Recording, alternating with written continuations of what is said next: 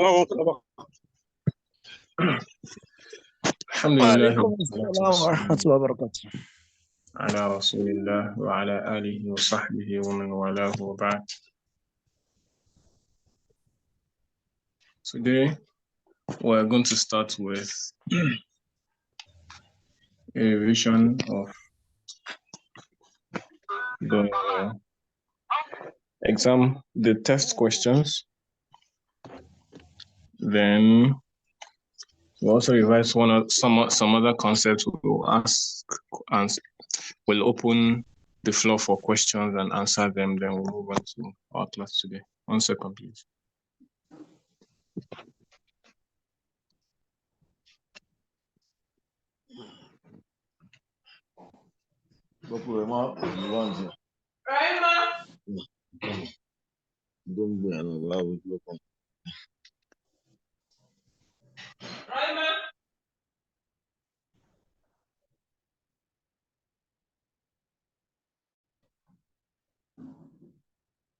Now, okay, so let's start. The first question goes, I'm going to be calling names. The first question is, which of the following, Brother Mustafa, which of the following is not one of the huruf al-jar? We have fi, man, min, and ila.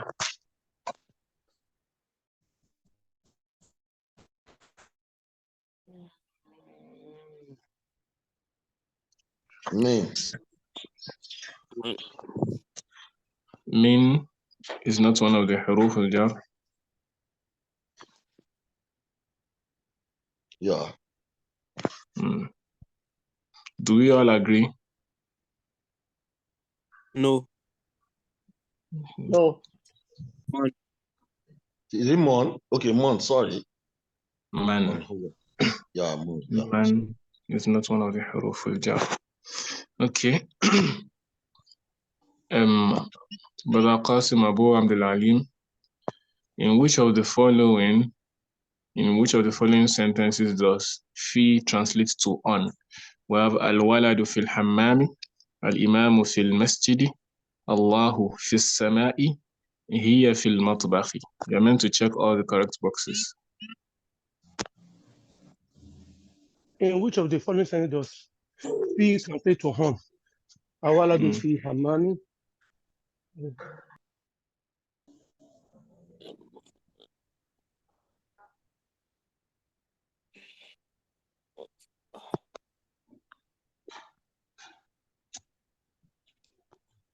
Yeah. Allah fi masjid on. Allah fi samai. On the sky. It's number 3. Allah fi samai. Okay. Is that the only place where fi means on? Yeah. Yes, Allah fi samai. Allah fi amami. Then Allah fi amami is also there. Translate that. Is on the toilet. No, it's not there. It's in the toilet. Amami, no, it's not there. No, so Allah fi sama only. It's only Allah fi samai. Yes. Okay.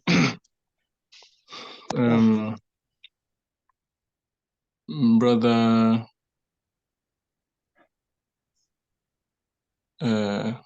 Abdul Azim, in which of the following sentences does she translate to in? Now check all the correct boxes. Al-waladu fil hammami. Al-himamu fil masjidi. Hiya fil matbakhi. No. Ahsant. Okay. Let's move to the next page. 1 second.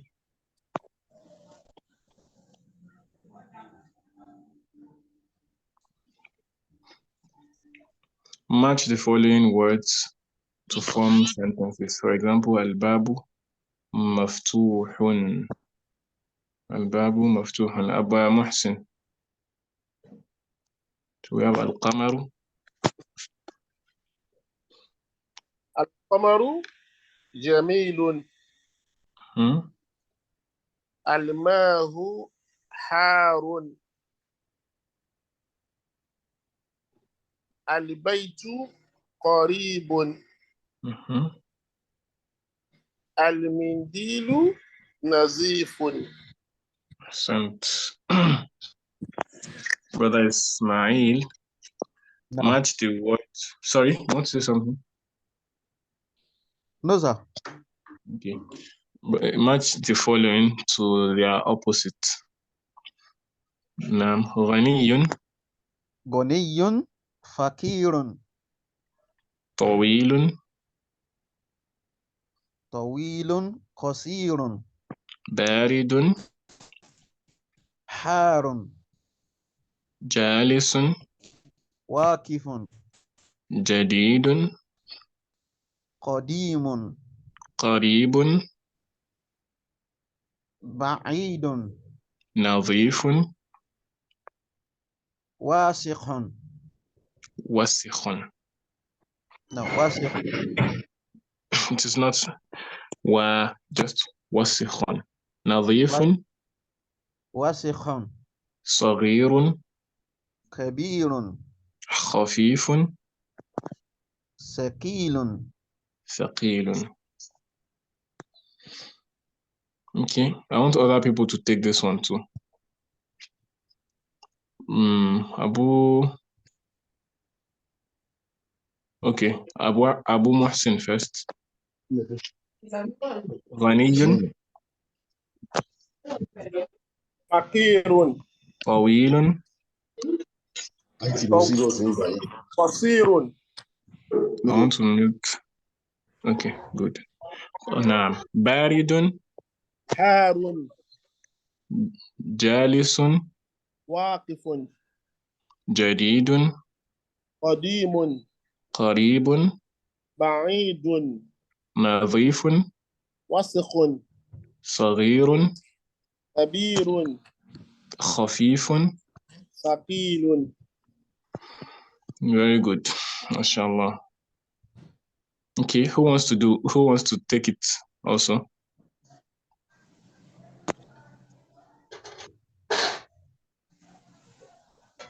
Brother, who else wants to do? Assalamu alaikum.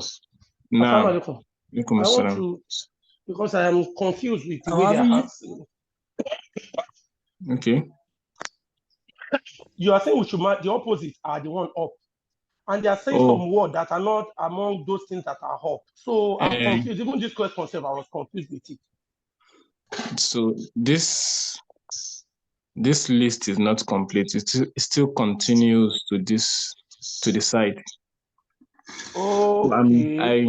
I made a screenshot. This is not we are not on the website now. I made a screenshot. If you were on the website, we could scroll this to the side like this, and we'll see other words. Okay. Nice. No. Okay. So where is the screenshot now? In this screenshot, on the horizontal line, like on this side, yes, it's only 4 words that appear. There are other words inside here which cannot show now because this is just a picture. Oh, okay. Now I get it, because I didn't do this one. I was confused. I saw some answers, but I was thinking that it meant other things. So I just No. The question was, this matches to the opposite amongst the words here. Okay, and so the others one too. And the other ones too. So ghaniyun, the opposite is what? Fakirun. Fakirun. Tawilun. Tawilun. Kathirun. No. Qasirun. Qasirun with the qaf. Qasirun. Now, if you say kathirun, that's let me type kathirun. If you say kathirun, this is kathirun. Kathirun means much, plenty, or many, or abundant. That's what kathirun plenty means.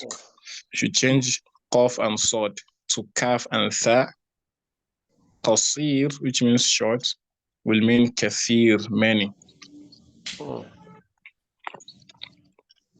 So now, okay, baridun, the opposite of baridun is what? Baridun. I don't know that one because I can't match. I can't see the word that matches in this four I've seen. That's why I say where's the I special? intentionally brought this one out so that we'll combine between what's it called? Between identification and recall. That is, when there is option, you'll be able to identify, and then when there's no option, you recall by yourself. Anybody amongst those who have not answered? Baridun, the opposite is what? Harun. Harun. What is the meaning of Baridun and what is the meaning of Harun? Baridun. Now, anybody, brother Ismail, brother who just answered? No, brother Olaito.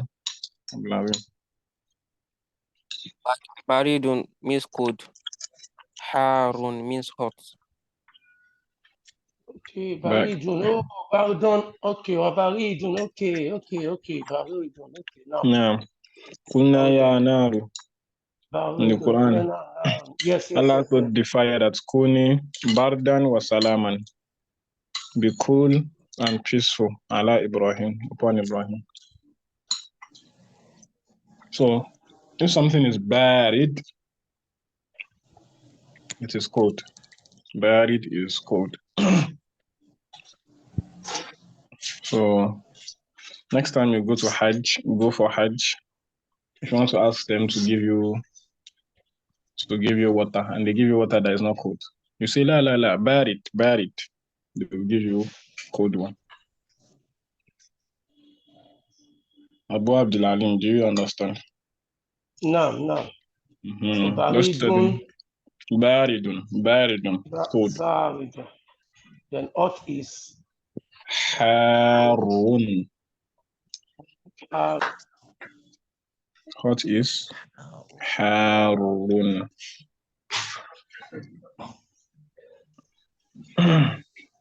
Harun. Okay. Amongst those who have not answered, Jalisun, the opposite of Jalisun is Qawmun. Qawmun. Sit down, stand up. Go.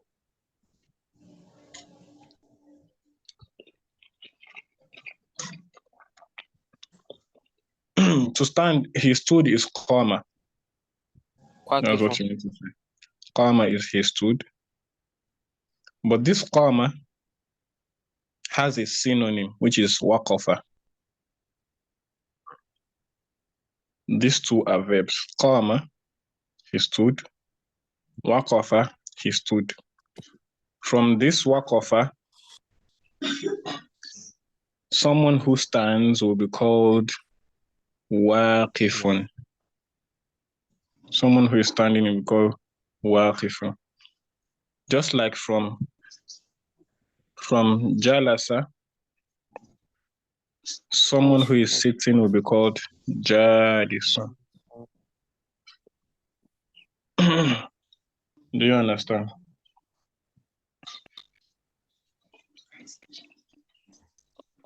Who knows the meaning of Qara'a?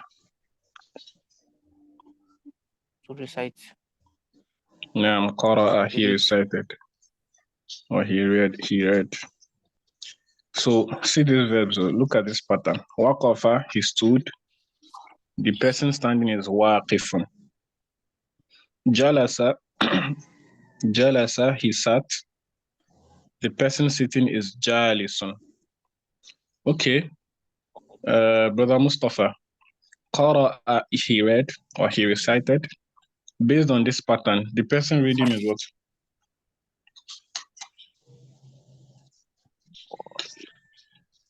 The person reading. You can come read this and this and this and this. Sorry, because I was outside before my internet finished, so I had to make this quotation quickly. So sorry. Yeah, so let me get Jalasa. That's the person sitting. Far from Waqafa. Waqafa, Uduru. Waqifun lentonduro. Jalasa ojoko. Jalisun lentondoko. Do you see any pattern? Yeah, the pattern is the person, when it is the person, then it must take a kestrel at the yeah. You already see it, okay. So waqafa, waqifun. Jalasa, And Jalis. jalisun. Let's do fataha first. Fataha, Fatihu. yes, very good. Fatihun. What's the meaning of Fataha? To open. To open. So Fataha, fatihun. Okay. Okay. Based on that, qara'a will be what? Qarihu. Ahsan, qari'un. Have you ever heard the word qari? Oh, I like this qari. I like this. I prefer that qari. Who knows the meaning of qari? The reader. Or a reciter. Oh, my favorite qari is Sudais. Oh, yours is Husari, for example. So it's qari'un. Qari'un is from qara'a. Just like jalisun is from jalasa. Waqifun is from waqafa. All the ones on the left are verbs. He stood, he sat, he read, or he recited. The ones on the left are the person who is doing it. So waqifun, the person who is standing. Jalisun, the person who is sitting. Qari'un, the person who is reciting. Is this clear? Naam. So which means that all those ones are noun. That's what you are saying. Jali soon. Sure. They are noun. That's why they have. Sure. Sure. Yes. I have Jalisun. a question, sir. Mm-hmm. I was thinking about the question maybe a few days ago. You know, what some of us are programmed to know is that when it is a noun, like somebody name, somebody person's name, usually male name, so it must take what is it called now? Like Domatin, like Muhammadun. Yeah, but there are some names which are male names and they have nothing to do with, they are not ending like you can't even use Doma or something for them. Like my own name now, for instance, like Abu Bakri. What happened to those kind of names? There are a lot of them. So how do we be able to see them in the world and treat them differently? Alhamdulillah. I want somebody to. That's why I'm bringing it in. Sure, I guess. Well, that's very good. Is there anybody who can answer the one of Abu Bakr? I'm Mustafa. No worry, leave Mustafa. I'll answer Mustafa. Okay, sure. Abu, there are two names. Abu Bakr is like two names, in my opinion. Abu is already having Duma. Then Bakr is taking Kesko because of, what we were taught. So Abu is having Duma. This is Ismu. It's like an Ismu. Then Bakr is another. So when Ismu comes before any word, the word will take Kesko. That's why Bakr is taking Kesko. Mashallah, mashallah. I wish I could give you a scholarship. Oh, yeah. Go and continue in Saudi. Barakallahu fikum. So the relationship between Abu and Bakrin is al-idafa, which we learned, possession.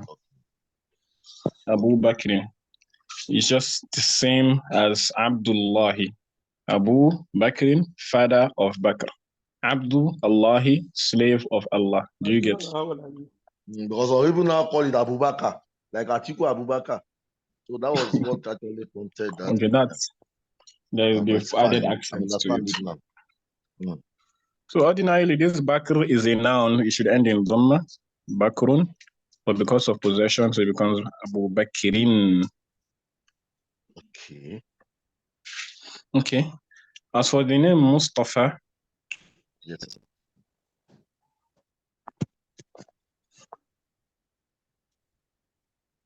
Mustafa.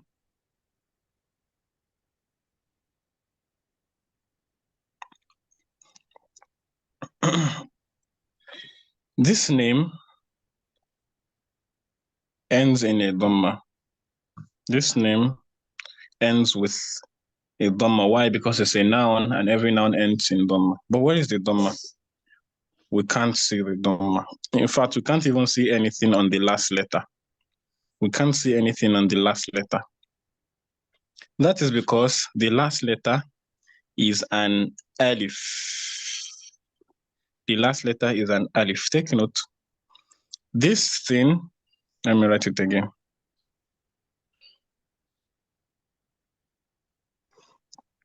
This, it is written like a ya for some reason which we will later know. It is having the shape of a ya, but it's actually an alif. How do you know that it's an alif? We know that it's an alif because if like from when we learned how to spell, when we were learning spelling, if something has a fatha, the way fa has a fatha, to elongate it, you use alif. You say fa fatha, alif madi fa. Do you get? Yes. Sorry, to elongate it, you use alif. Fa fatha now. Fa fatha.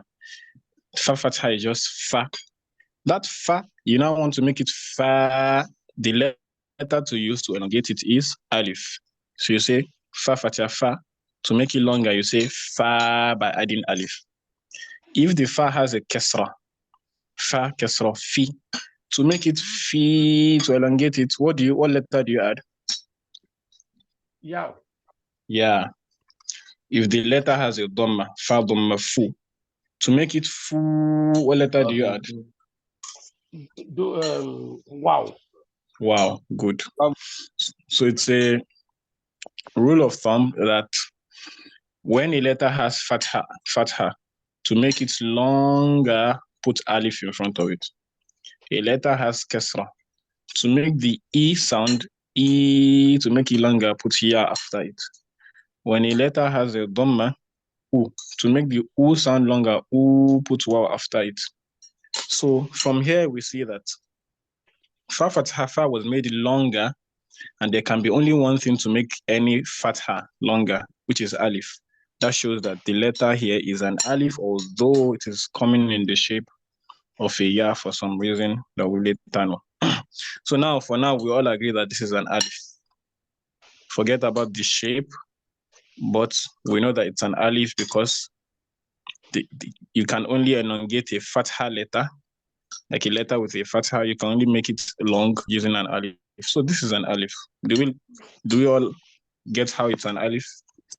No. Okay. By the way, let me just add that to differentiate it from the normal alif, which we know to be like this. The normal alif looks like number 1, which is the normal alif. This special kind of alif is called alifun maqsuratun. At least now we know that it's not a regular alif. Regular alif stands like this. But this one, it's an alif based on pronunciation, how we're pronouncing it. But it's not written like an alif, so they call it alifun maqsura. You can just stick that down somewhere. We learn so much about alif maqsura later on, inshallah. So that's alif maqsura. So the point here is that everybody now agrees that this is an alif. Right? Yes, sir. Do you remember me telling you that out of all the letters of Arabic, there's only one letter that cannot have vowel sounds on top of it? No. Does anybody remember? From alif, ba, ta, sa, up down to ya. Every letter can have fatha or kasra or dhamma or fathatan or kasratan or dhammatan. Every letter can have vowels. Ba, ta, sa, jim, ha, kha, qaf, zain, sin, shin, sad. Everything you can put fatha or kasra or dhamma. There's only one letter amongst the letters, Arabic letters, that cannot have a haraka, that cannot have, that is a vowel sign. Do you remember I mentioned something like that? Yes, I said. Yes, I No. mentioned that it is what? Alif. Alif. Alif. Wow. I Yeah. mentioned that. Just alif. Wow can take a dhamma. Wow can take a fatha. You can. Somebody's name is Wa Abdul Wasi, for example. Wa. Wa can take a kasra and so on. The ya too can take fatha kasra dhamma. There's only one letter that cannot take harakat, which is an alif. If you see any letter, any haraka under alif, it is not alif. So alif cannot take haraka. So, and here is an alif. That is why the dhamma, which should be at the end of every noun, cannot appear on this at the end of this word. Do you understand? Just can you mute yourself?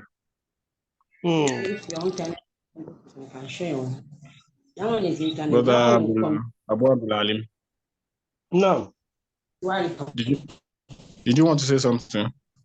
No, I in fact I understand the logic is well understood. That's I see. So you now said why is it now converted to Yao? Because you said that's the thing for another day, right? Yeah, that's another topic entirely. It is written so like a Mustafa and I put Alif in front. Nah. If I write Mustafa and I put Alif to end that far, that means it's not correct. The writing is not correct. Although anybody that wants to pronounce it will also say fa. You should write the normal alif here. They'll call it fa. That is, you should write C.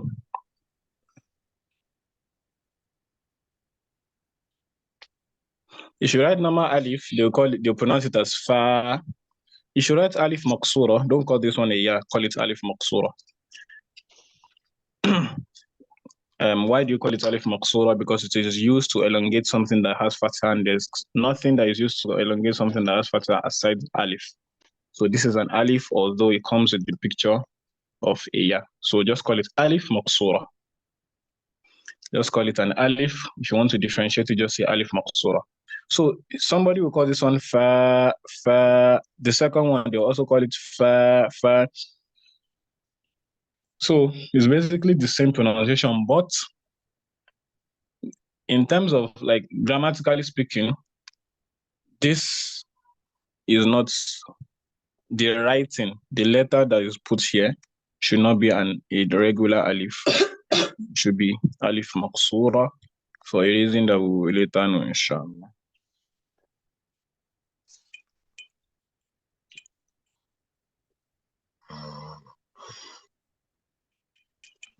Is this clear?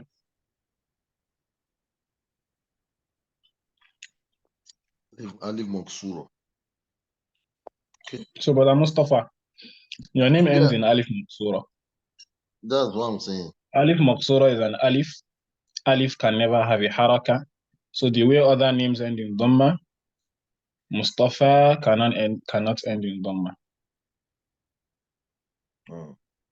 Oh, so you cannot have a dhamma written. But when we are saying grammatical analysis, we assume that there's a dhamma there, but because of the nature of alif, the dhamma cannot be written, nor can it be pronounced. You understand? Yes, sir. So many names that we don't actually pronounce their dhamma, maybe people are using it to do style. Actually, we should have the dhamma there. Like Sulaiman. It's not style. It is a normal thing amongst Arabs that. Let me erase this. Before I move on to that, let's just be sure that this one is clear now. Obvious. Another name. Can anybody give us another name that ends in alif maqsura?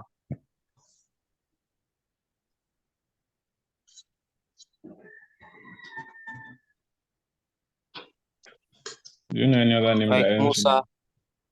Musa. Marufa. No, Marufa too new. So Marufa ends in Tam Marbuto. It ends in Is it around not Marufa? Is it not Marufa? That Marufa that one of us said, is it Marufa or Marufat? Marufa too. It ends in a round ta. And when something ends in a round ta, Arabs convert that round ta to a ha. And they give it sukun. We'll come back to that one later, inshallah. So it's actually Aisha too, but they say Aisha. Khadija too, but they say Khadija. Sakina too, but they say Sakina. Ma'rufa too, they say Ma'rufa. Like that. We'll mention that one later, inshallah. But for now, Ma'rufa is not ending in Alif Maqsura, but Musa ends in Alif Maqsura. Alif Maqsura. Musa. So we will say that this Musa is a noun. Musa ends in Dhamma. What about Ibrahim, sir? Ibrahim. Ibrahim. It ends in Dhamma. Okay.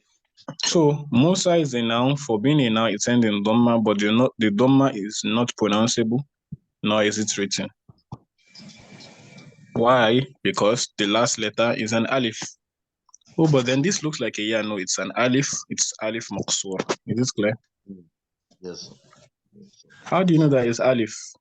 Because the letter that comes before it has a fatha, and this letter is used to make it longer, and they only use alif to elongate fatha. Is this clear?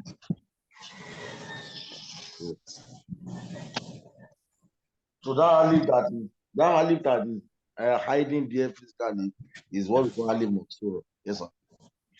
Yeah. This one that is written like a ya is called alif maqsura. If nobody wrote it down, like if it was not written down, you just hear mu, sa, your mind will say that, oh, after the sa, there's an alif. Is that not? Yes. If you do not see it written down, somebody just say mu, sa, your mind is going to tell you that after the sin fatha, there's an alif after it to make it longer. So it is sa. Is that not what you're going to think? Definitely. So based on that, it is an alif. Although in the written form, it is written with the picture of a ya for a particular reason. But that does not change the fact that it's an alif. So it's alif maqsura. Does any other person know any other name that ends in alif maqsura? Very good. Very good. Yahya. There are so many. Good. Mujtaba. Mustafa. Mujtaba. Isa. Female names. So some female names like Salma. Salma.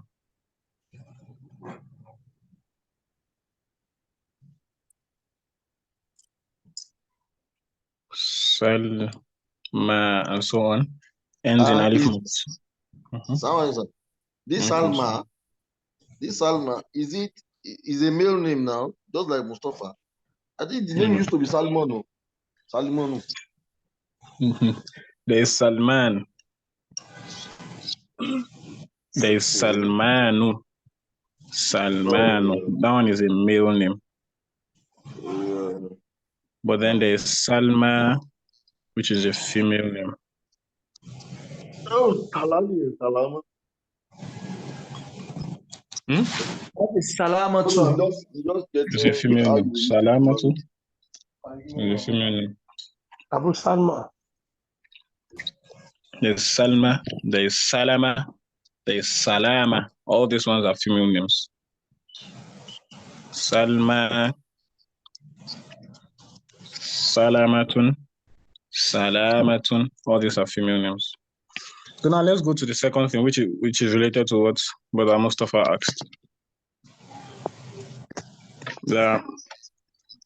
I said those names that people give sukun at the end to do ako. So I told him that it is not ako, it is the way Arabs speak. So there's a principle amongst the Arabs, like there's a principle deducted from the way the Arabs speak, which is that Arabs never stop. Before I continue, do you know what haraka means? Haraka is anything, like haraka is vowels, fatha, kasra, dhamma, fathatan,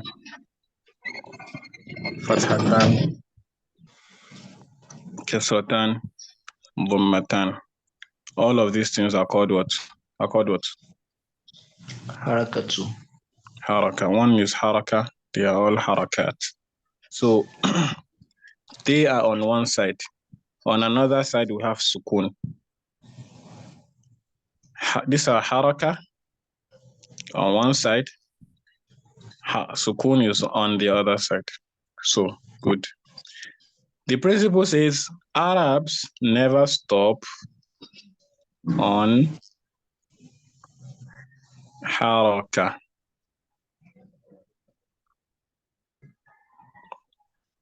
Never stop or pause, whatever. Arabs never pause on haraka. What does this mean? If an Arab wants to pronounce a word that ends in fatha, the Arab will not pronounce the fatha at the end, he will convert it to sukun. If an Arab wants to pronounce a word that ends in kasra, he will not pronounce the kasra at the end, he will convert it to sukun. Dhamma the same thing, fathatan the same thing, kasratan the same thing, dhammatan the same thing. Now, the one relevant to our topic today is dhammatan, because we're talking about names, or dhammatu. So let's say the name Zaydun, right? Dhammatan. If an Arab wants to pronounce this name, how will he pronounce it? Zaid. Zaid. Good. Zaid is going to give the dal a sukun. Why? Because they never stop on haraka.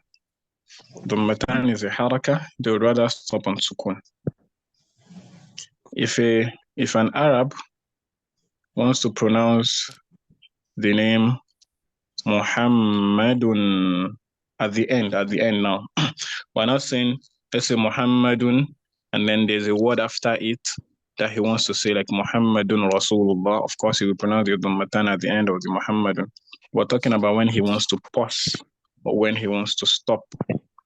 If this name Muhammad is at the end of his speech, or let's say he wants to pause after the name Muhammad such that he's pausing on this last letter, which has a haraka, how does he pronounce it? Muhammad. Muhammad. Okay. What about Ibrahim? You will say what? Ibrahim. Okay, what about Adam? You will say what? Adam. So that principle applies generally. So the same thing will now apply to a name like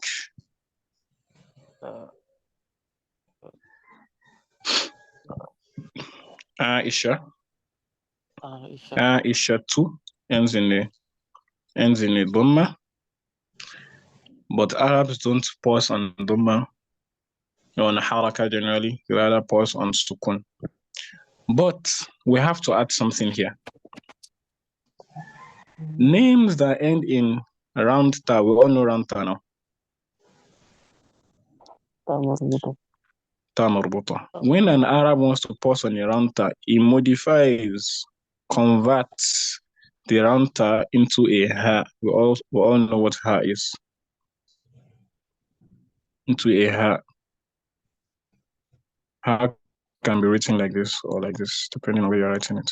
But at the end, it will be written like this, the second one. So the Arab is going to modify. Now we already don't mix like don't. It's not. It's just very straightforward. Just before now, we said that Arabs never stop on haraka, they rather stop on sukun. Now, for names that end in ta marbuta, what's ta marbuta? Round ta like this. That round ta will be converted into a ha in pronunciation. The round ta, all these things that we're talking about is pronunciation. If you're writing down, you put all the harakats that are meant to be there. So in pronunciation, this round ta will be converted into a ha in addition to ending upon sukun. Is this clear? So we have a ha and a sukun on top of it. So instead of saying shatu, you pronounce shin fatha sha, then ha sukun. You say Aisha. Is this clear? Everybody say after me.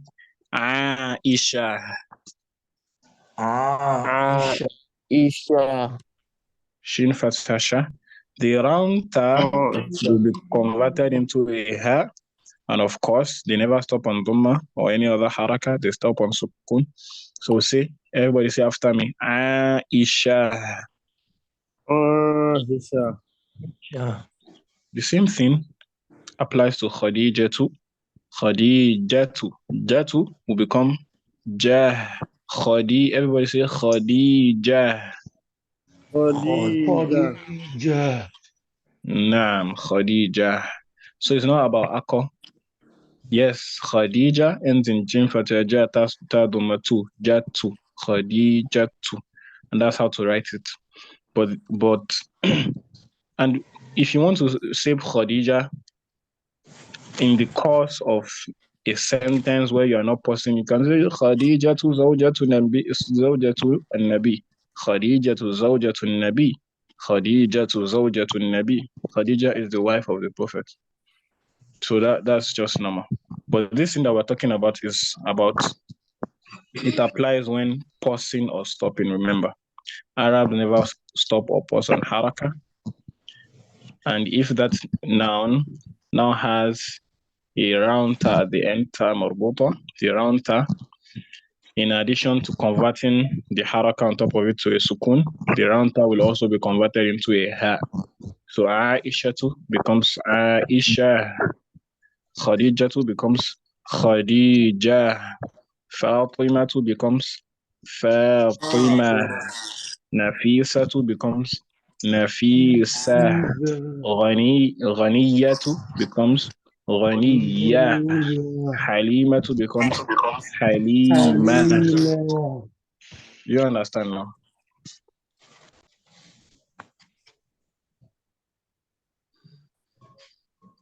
Does everybody understand?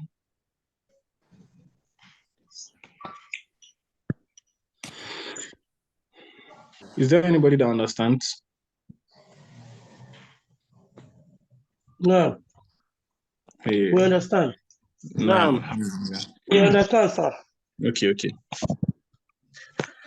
So everything that I said now, everything that I just said now, for now, we are not going to be making use of it for now. What do I mean? I'm saying that for now, if a word ends in Dhammatan, we will pronounce it Dhammatan. If a word ends in Dhammatan, we will pronounce it Dhammatan. We will say Muhammadun. We won't say Muhammad. If a word ends in Dhamma alone, we will say Aisha too. We won't say Aisha. We won't even convert the ta into a ha. We won't modify anything. Why? Because we're at the beginning stage for now. And knowing what every word ends in or should end in is very, very paramount and important to our learning stage. When we are perfect with all of these things, later on when we are speaking Arabiya, I will speak it as a pro. But now let's still continue learning as newbies. Do you understand? Yes, sir. I have a question. Now, Jazakumullah khairan. You when you were trying to explain this harakats and that you mentioned Adamu. So why Adamu not ending with the Motan, and whatever the reason is, does that also apply to Kosimu, or Kosimu should also be Kosimun? no, Qasimun should be Qasimun.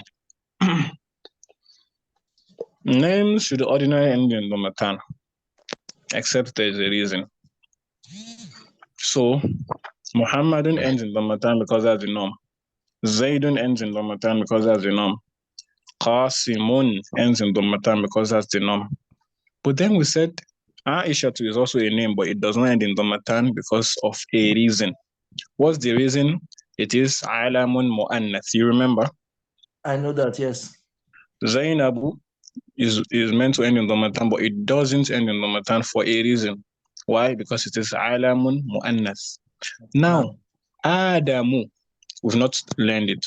Adamu should ordinarily end in Domatan, but it doesn't end in Domatan because there's a reason. That reason we've not learned it. Okay. Now, do you understand? Jazakumullah. I mean, so based on that, now you're just like, you already be expecting that, okay, it is not only alamun mu'annas that causes a noun, a name to not end in domatan, right? Exactly. So there's another reason, which is the reason for Adamu. There's another reason, another reason, which we'll learn later on. Inshallah. So, but for now, we've only learned al-alamul mu'annas.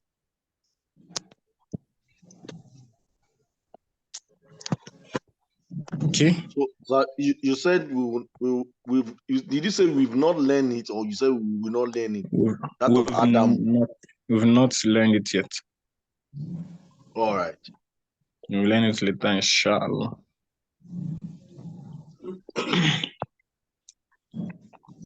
So now, where did we go? So we moved from this Jalisun. We said Jalisun is from Jalasa. He sat Jalisun, a sitting person. Waqafa, he stood. Waqifun, a standing person. Qara'a, he recited or he read. Qari'un, a reciter. So jadidun, the opposite of jadidun is what?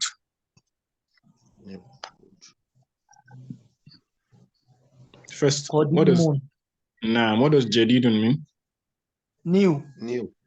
So qadimun is old. People usually mix this word with the word jayyid.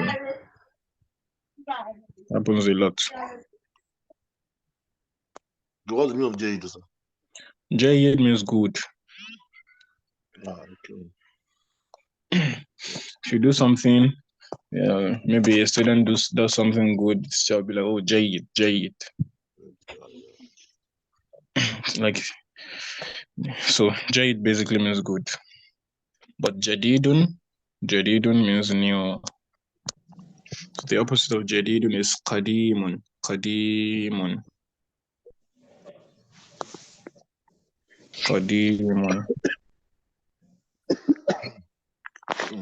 Okay. Let's move on to qaribun. What's the meaning of qaribun? Near.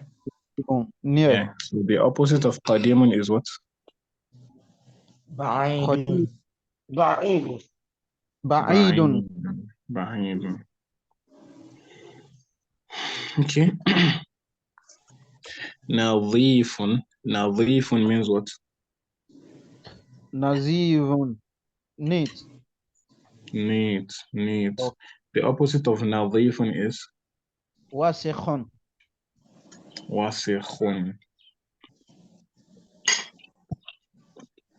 wasikhun, wasikhun. Ensure that you don't say wasikhun. No, wasikhun. Dirty. The meaning of saghirun is Small. so big will not be what? Kabir. Kabir. The meaning of khafifun is Light. light. Heavy is Sakilun. thaqilun. Remember, فَأَمَّا مَنْ ثَقُلَتْ فَأَمَّا مَنْ ثَقُلَتْ مَوَازِينُهُ. ثَقِيلٌ. Do you have tha here? We have qaf here. Sorry, my handwriting.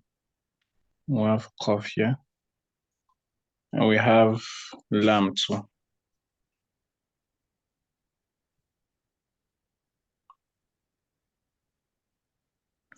The Quran Allah says, فَأَمَّا مَنْ ثَقُلَتْ qaf lam are involved in the word ثَقِيلٌ too. So the meaning is related. ثَقِيلٌ, it is heavy. In the Quran Allah says, فَأَمَّا مَنْ ثَقُلَتْ مَوَازِينُهُ. Whoever has his scale of deeds, that is a scale of good deeds, being weightier. فهو في عيشة راضية. Such a person is going to be in a pleasing life. That is going to be in enjoyment. عيشة راضية, a pleasant life. May Allah make us one of them. So ثقيل means heavy, and the opposite is خفيف. Okay, any questions so far? Well, Ustaz, No. I was thinking there is a principle around the word khafifun being light and sakilun being heavy, and the examples you brought for sakilun that you said, Allah said Muhammad sakulat. Naam. The ayah that followed. Now, wa amman khafat. Naam. That's khafif. So I now wanted to link the word khafat with khafifun, just as we are able to link sakulat to sakilun, to see That's if beautiful. the principle could be deduced from that. But you didn't. You are right. I feel I should ask. So my mind did not go there. My mind was limited on the first eye. Thank you for bringing it up. So, faqulat is the verb for thaqilun. An addition for like ta usually added ta, the doer of the action is a female. For example, if a male sat, I'll say, okay, at least we learned dhahaba, right? He went is dhahaba. Sorry, yeah, dhahaba. You have to add this ta sukun to like make it dhahabat. Do you get? No. So that's the exact same in the thaqulat. So ordinarily the verb itself is thaqula. So from there, thaqilun is derived just as khafifun is derived from khaffa. Naam. You see? That's how words in Arabic are derived. Words in Arabic are derived from verbs.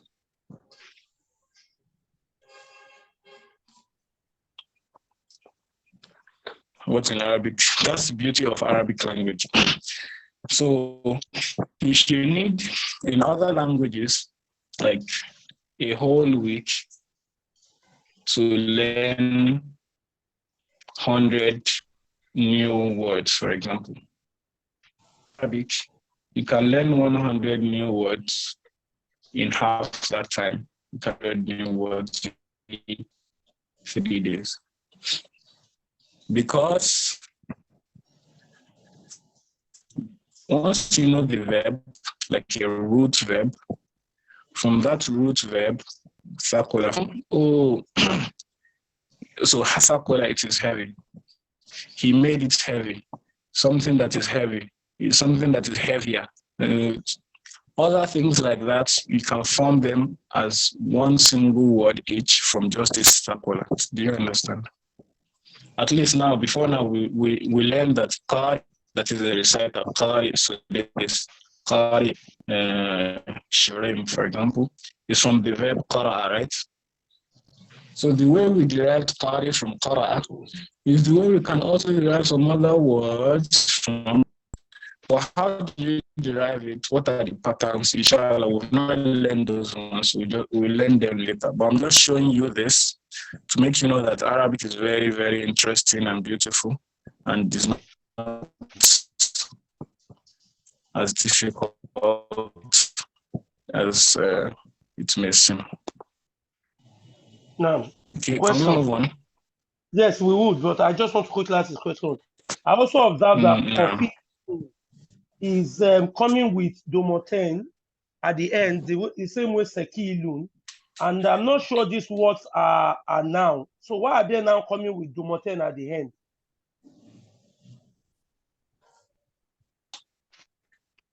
Very good. Well, am I the one trying to confuse myself? I only understand that only Ismu will only have this time. In Arabic.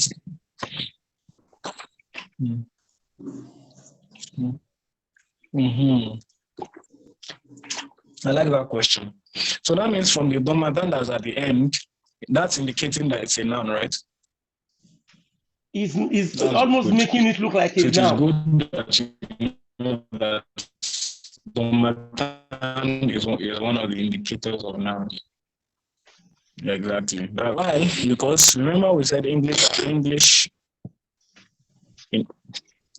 grammar there are like 8 parts of speech. You remember? But in Arabic, there are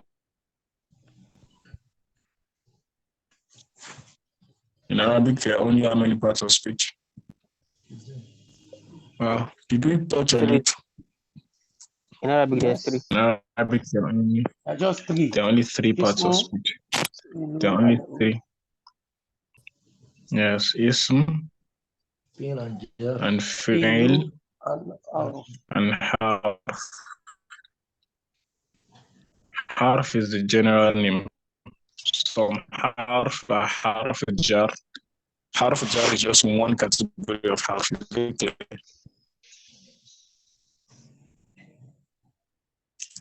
So we have just 3 categories. Ism is any word that gives a meaning. Ism is any word that gives a particular meaning. Just mention any word that gives any meaning, as long as it does not have to do with the occurrence of an action at a particular time. It's an ism. Any word that has a meaning by itself. Why did you say that it has a meaning by itself? Because harfu is the one that does not have a meaning by itself. You remember?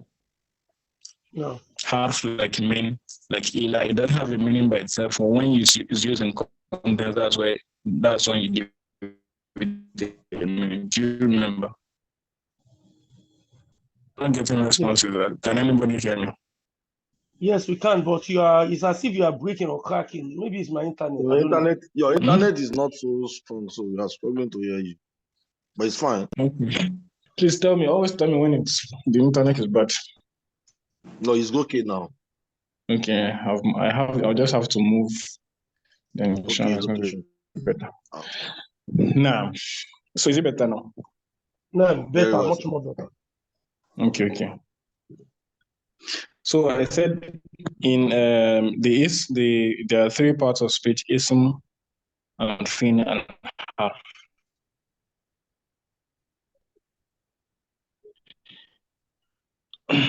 Ism, let me write ism.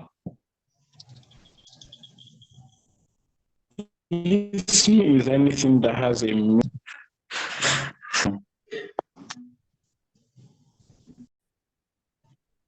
What I was about to say earlier on, well, maybe too technical for this level, but I'll just say that fail. So how do you know a fail? Fail is something from the meaning aspect. Fail is something that refers to occurrence of an action at a particular time. We've not been really coming across fail so much in the book. We've only come across a few of them, like ذهب, خرج, and so on. So, but ism, okay, that's fail. Harf, remember that it is something that does not have a meaning by itself. It gets its meaning from the way it is used or whatever comes after it. Anything beyond that is an ism. This is from the meaning perspective. Anything that is not talking about the occurrence of an action at a particular time, nor is it having no meaning in and of itself. Anything beyond that is an ism. That's from the meaning aspect. But from the appearance aspect, how do you know that something is an ism? Just straightforward. Once something can get dhammatan, something can have dhammatan, kasratan or fathatan, tanween generally. That is an ism. Is this clear? Yes. So I think this second one I said is maybe more straightforward. Ism has signs. How do you know that this is an ism? Okay. Please, if you did not get it earlier on, just listen to this one. And this one is going to be more straightforward. How do you know that it's an ism? One, it can take tanween. You know tanween, right?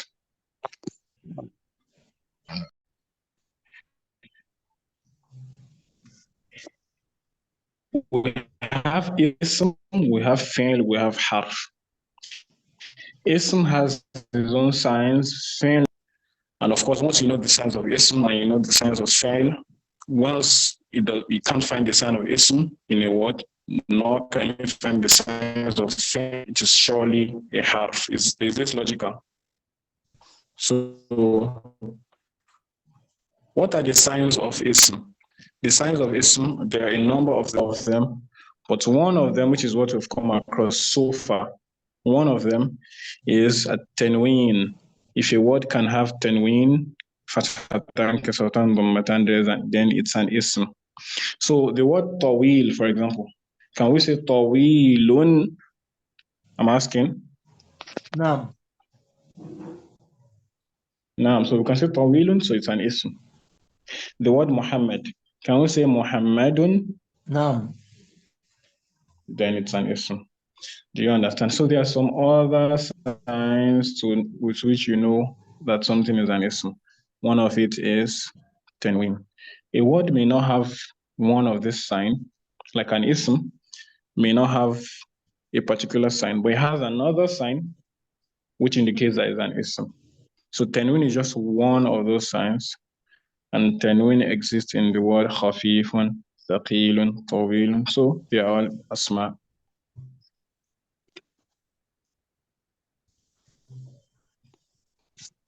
So Any other question? Sakilun. Okay, so Sheikh, I understand, but Mudaf, when we now want to use it to be mudof. No, mudof. So what can be a mudof relay to sekilun or I'm just trying to understand. I'm not sure if I'm. So what is a sign, an example of mudof relay that can follow that ismu if it's sekilun, for example?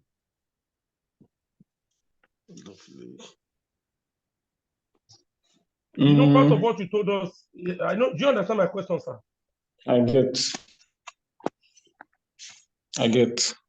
So if something is referred to as thaqil, for example, something can be referred to as thaqil. Maybe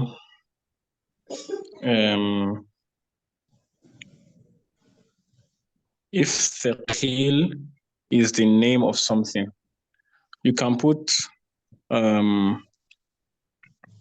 Akibat Sekilatun.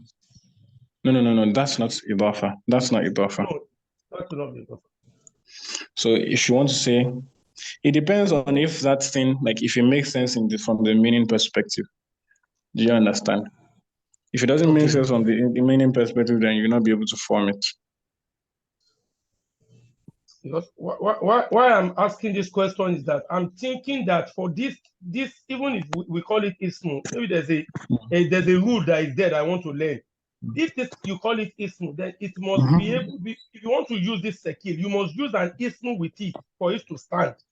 Using this one, yes, for it to make it, that's what I'm trying to understand. I get your point. The fact that something is an ism does not mean that all the time, like, it can be mudafun ilayhi. Do you understand? Okay. Just like the fact that something is an ism does not mean that it can have tanween.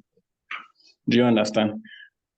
But being able to be mudafun ilayhi is a sign that, oh, this is an ism.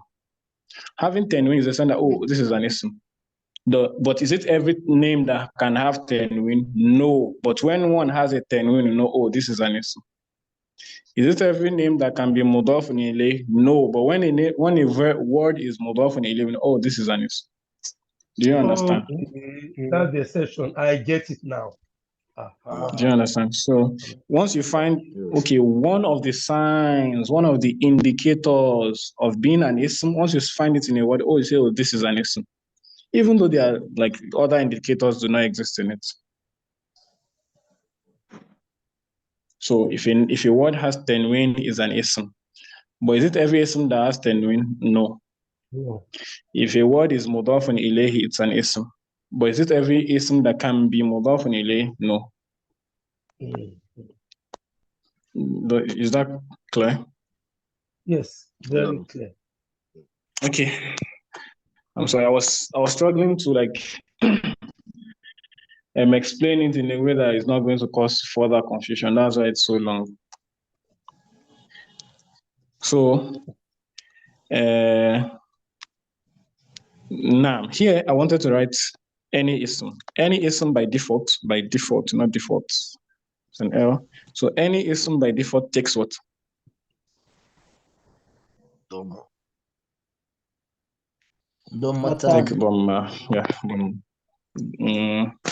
Yeah. It's still, dhammatan is a version of dhamma, so still dhamma. One of the following sentences is true. The huruf generally come in contact with only nouns. The huruf al-jar come in contact with only nouns. The huruf never come in contact with nouns. Huruf al-jar come in contact with only nouns. Very good. The huruf al-jar are the ones that come in contact with only nouns. There are other huruf that do not even have any business to do with nouns. But huruf al-jar, their business is nouns. When you see harf al-jar, this is another thing. So another sign, are you with me? Yes, sir. Yes, sir. I'm trying to be careful so that I just mention what we've learned so far, and it's going to, like, make sense, and I'm not going to confuse you. Another sign that shows that something is a noun is that it can have jar. One is that two signs are in this question. One is that harf jar can precede it. That's one. Two is that it can have jar. So, for example, Muhammad, I can say, as I can say, min Muhammad. Min. The fact that min comes before Muhammad indicates that Muhammad is a noun. Do you understand? No. If I put jalasa, for example, or dhahaba, which means he went, can I say min dhahaba? No, it does not make any sense. Min dhahab, min cannot come in contact with dhahaba because so that indicates that dhahaba is not a noun. Dhahaba is rather a verb. It's a fail. But if I can say that is a fail now. If I put Allah, min, I can say min Allahi. If I put ash-shaytan, I can say a'udhu billahi min ash-shaytani. So the fact that min or any other harf jar comes before it shows that this word is an ism. That's one. Another is that the fact that it can take jar, it can take jar shows that it is a noun. This means that it is only nouns that can have jar. A verb cannot have jar. A harf cannot have jar. Fail, no jar. Is harf, no jar. Jar is only special to nouns. So huruf al-jar will only precede a noun, and jar only occurs at the end of a noun. Is this clear? No. But does that mean that if something is a noun, then it must be able to be preceded, like it must be possible for it to be preceded by harf jar? No, we didn't say that. We didn't say that every noun can be preceded by harf jar. No, we're only saying that anytime you see harf jar, what follows it will be ism. No. Do you understand? Did we say that it is every noun that can take jar? No. We say that once something can take jar, that's an indication that it is an ism. Ism. Very good. Perfect. Okay. So the next question goes, if an ism is said to have jar, this basically means it has kasra. So this kasra is a layman language. So it's not the standard language. The standard language that it has jar. We'll understand later on why it is better to say jar instead of kasra. One of the following does not singly have a meaning, but gets its meaning from the context. What's that? Arf. That means ism and fi'l, they can have their own meaning by themselves. You can translate an ism, you can translate a fi'l, but harf stands out by not having its meaning by itself without a context. I think there's only one more. Spent more than our time, but I think there's only one more. Let me see. Okay, yeah, there's only one more page. Okay, yes. So here we say the book you are studying is titled دروس اللغة العربية لغير الناطقين بها. I will say you should translate it. The right translation is what?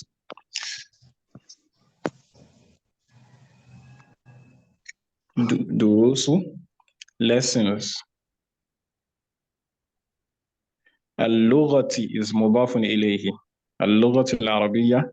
اللغة العربية. So lessons of Arabic language or Arabic language lessons. لغير الناطقين بها. الناطقين بها are like the speakers of a language or the natives of a language. If I say we are all ناطقون bi Yoruba language, for example, ناطقون باليوروباوية. That is, we are natives of Yoruba language. We speak Yoruba. If some people are, sorry, native speaker, yes, native speakers of that language. So الناطقون بها, that is the native speakers of Arabic. This book is لغير, for the non. The word غير means non. غير in Surah Al-Fatiha غير المغضوب عليهم, that is not the ones that have been that Straight. المغضوب عليهم, the ones that that Allah is angry with, or not the ones that are astray. So غير means not or none. So if there is a Muslim, if I say this person is Muslim, that person is غير Muslim, that is non-Muslim. Naam. So غير ناطقين بها, that is non-speakers. So from there you can say those اللغة العربية لغير ناطقين بها, Arabic language lessons for non-speakers. It's very important to know the title of a book that you are studying, because there's usually the title of the book says a lot about the book. It gives you the right philosophy about the book. So once you know that this book is written for people that are not native Arabs or native speakers of Arabic, then that's going to guide your perception of the book and how you take the book. So question, sir. Now, that very book, this very book we are talking about, is still being written in Arabic. So if we don't have a teacher, we cannot even learn it.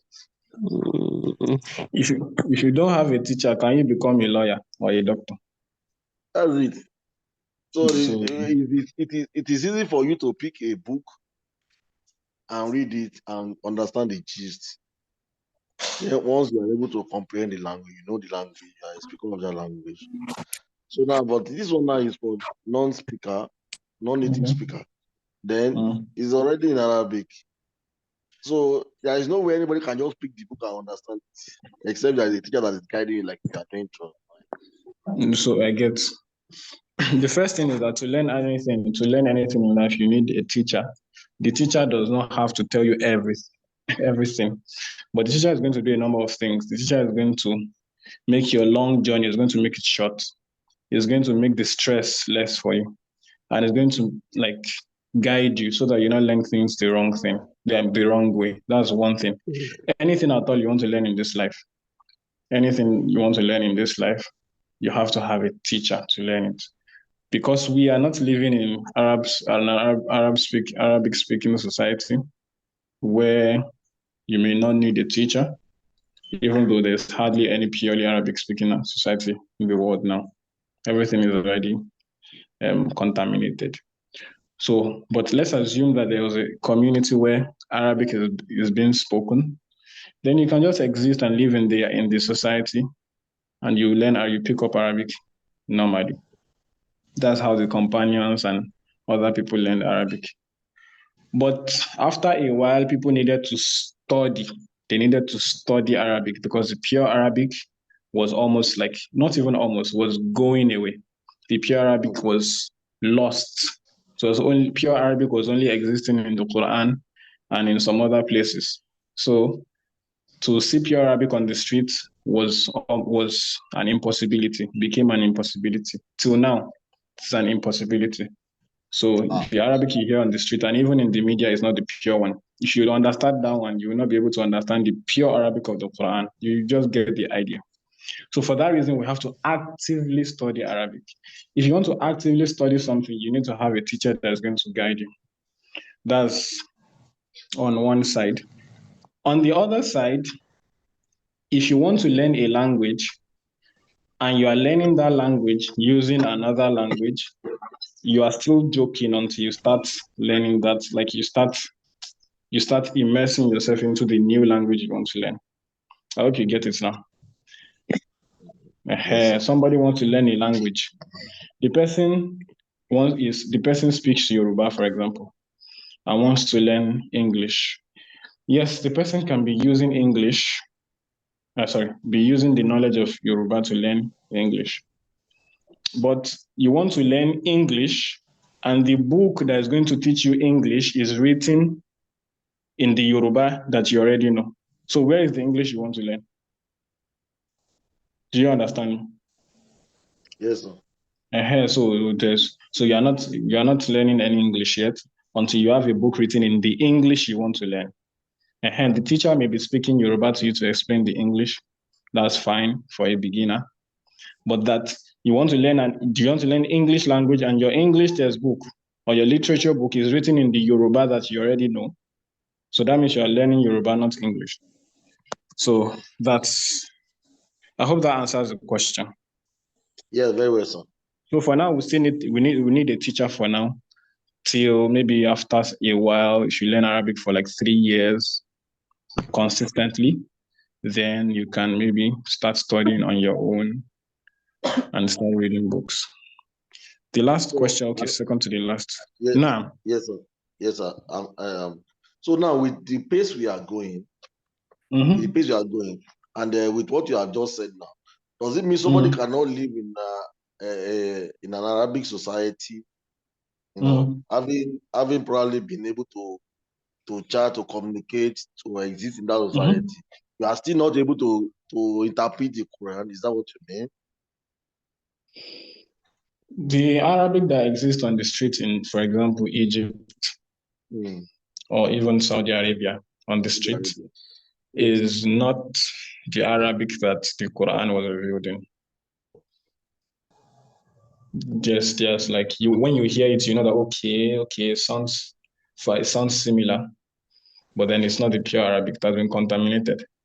Some have been contaminated by some local dialects, like it happened in places like Mauritania and some other places, and Saudi. Some have been contaminated by other languages of colonialists, like it's happened in Morocco and some other places. So somebody is going to be speaking Arabic and then you're going to be smelling French in it. So it happens. So that's why the luckiest people with the Arabic language are the Muslims. Because you can't be a Muslim without having a relationship with Arabic. Even if you don't understand it, at least you know how to pronounce it. You know how it sounds in your ear. You can't be a Muslim and not speak Arabic in a day. Even though you are not speaking it, but then you're just saying it. You're reciting Surah Al-Fatiha and Salat. That's the pure Arabic. That's why sometimes if you learn Arabic, if you continue like this for like 2-3 years, and you're in maybe an Egyptian society, and you speak the little Arabic that you know here, people there will be like, wow, this is the Arabic of the Quran. Ajami. So they'll say this is the Arabic of the Quran. They'll be amazed that, how is a black person able to speak this? Yeah, I Something learned that some of our brothers, some of our brothers who go to Libya, I learned that they are like professors on the streets. Many of our brothers from Ilorin who go to Libya, they are like professors on the street. Yes, they see you as like elites and educated. Yes. That's the way they see you. So sometimes you may be lucky for being a non-Arab because the only Arabic you're learning is a pure one. But for Arabs themselves, they grew up like learning and speaking the contaminated Arabic. So converting that into the pure Arabic sometimes may be difficult for them. Now, the author of the book is he a Nigerian or Arab or an Indian? Indian. An Indian. And his name is what? Dr. Abdurrahim V. Sorry.